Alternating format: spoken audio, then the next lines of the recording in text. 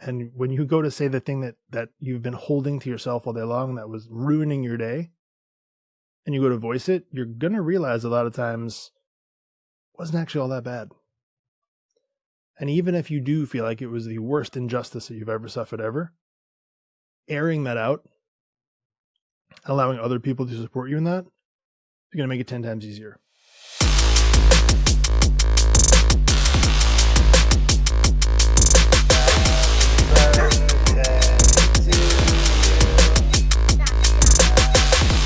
Hey, welcome back to No Half Cakes podcast. Today's episode is going to be a little different than something that you are used to, because today's episode is what I am going to call a strategy sprinkle. Now, if you've watched this before, watched the show before, every Wednesday we have a real raw conversation. That's kind of a long form episode where I'll sit down with someone and we'll talk about life, the good, the bad, the ugly. We'll just have a real raw conversation and kind of see where it takes us. Mondays, we have our Mindset Monday episode where we talk about a perspective or a viewpoint to take into the week. And Saturdays, I am bringing this format, which is going to be a little different. Let me explain. The concept of this is a practical, tactical thing that you can do where you can implement either in your business or in your house. Kind of really applicable to both, to be honest. But a strategy, right, in a short, consumable, easy to understand, easy to apply format. Hence the sprinkle part, and plus cake is better with sprinkles. So that being said, this episode, I want to talk to you about the 10-minute debrief. Now, you may have heard the expression, you should never go to bed angry.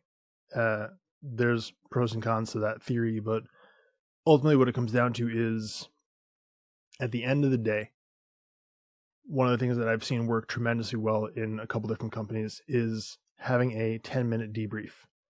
So let's say you guys work until 5 o'clock, and 5 o'clock is everyone's typical go home time. 4:50, everyone stops what they're doing.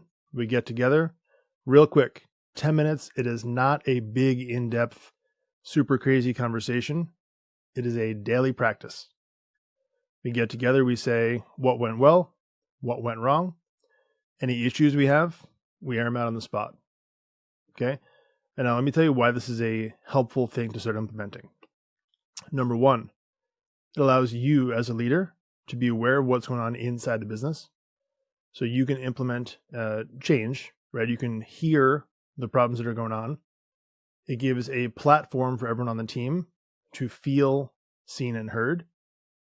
And it gives you the opportunity to process their feedback and bring them a recommendation or a solution for the next day. Okay, you're not letting it go days and days and days and days where there is a problem brewing that you don't know about.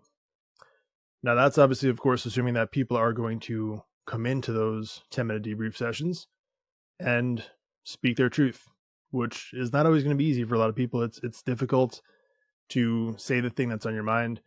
Sometimes you're worried about being judged or criticized, or the other person might get offended, and that's going to take some time, right? And we'll talk about different ways to kind of get through that process. But the more that you provide an open venue for that communication to happen, where you can have that opportunity, and they know every day, hey, if I've got something going on, I have a problem with a person or a process, I'll get the opportunity to be heard on that.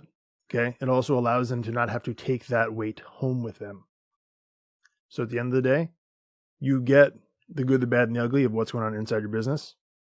It allows people to release that feeling, that pressure, that tension, whatever it is that they have going on, right? They know that they've got that open and welcome, safe space to just let it out. Whatever is frustrating them, whatever is delaying them, right? It gives an opportunity for everyone to air out whatever's on their mind. And again, you as a leader, or the leaders that are on your team, to hear that and come up with solutions and recommendations and strategies to bring into the next day to help move that forward. Now, not only does it do that, but it also strengthens the leadership of not only you, but the people on your team, where they can hold each other accountable. Okay, this format, this 10-minute debrief, is not a thing where people should feel like they are reporting to you. about, hey, what progress did you make? You're coming to the principal's office and telling me what it is you did today.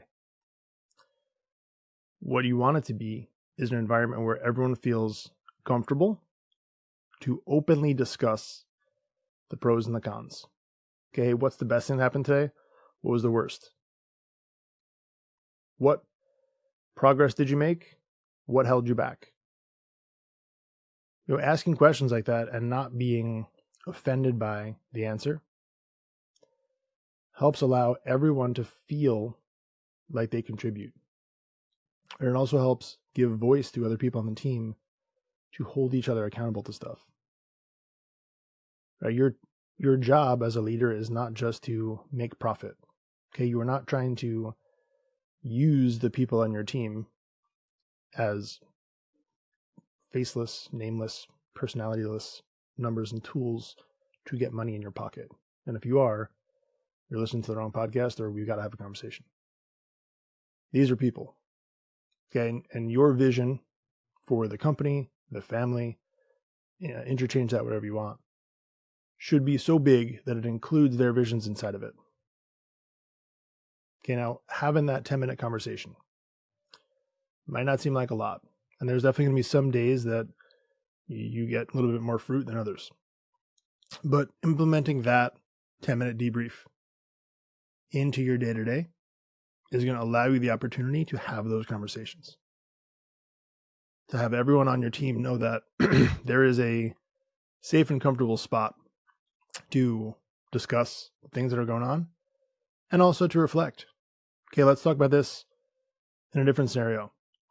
If it's not at work, now you're home. You're not going to have it maybe right before you go to bed. For logistical reasons, might be a little chaotic for everybody. So you have it at dinner time. Hey, what was the best thing today and what was the worst thing today? A lot of times we go through the day not even thinking about that scenario.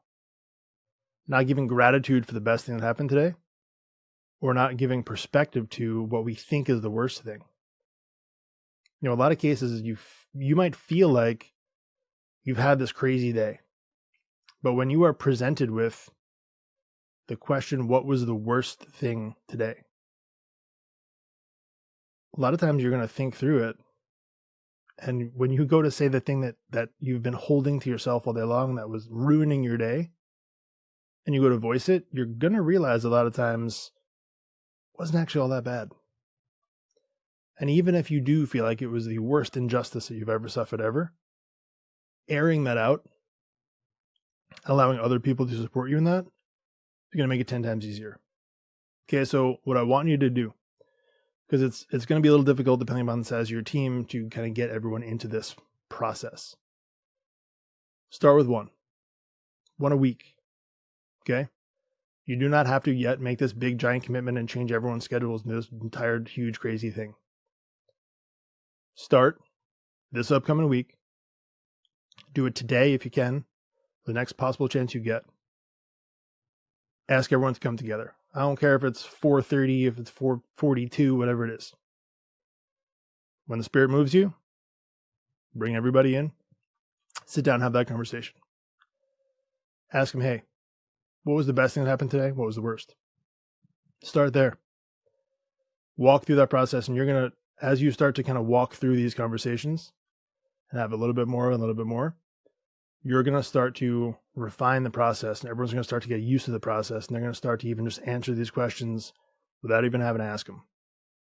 Okay, it's going to become a comfortable part of the daily routine where you can express yourself, where you can feel seen and heard, where you can be seen and heard. Okay, those are important things for the progress of a team. And again, this applies to your business, same as it applies to your family. Okay, I use those terms very interchangeably a lot, because the way that your family succeeds and the way that your business succeeds are largely interchangeable if you do family and business correctly. Okay, so that is my strategy sprinkle for you today. 10-minute debriefs. I want you to implement that, and I want you to let me know how you feel about it. Questions you have questions about how to do it, please ask the questions. You're welcome to DM me, leave a comment on these videos, on these episodes. You're welcome to shoot me an email. I am happy to kind of talk through this in a little bit more in depth. If you have questions, please reach out. I would love to answer them and to help support you in all of that. So again, strategy, sprinkles, new thing we're doing on Saturdays. I would love your insights. If you have questions on that, things that are bothering you business-wise, please ask them. I would love to answer those questions for you. And other than that, go rock your weekend.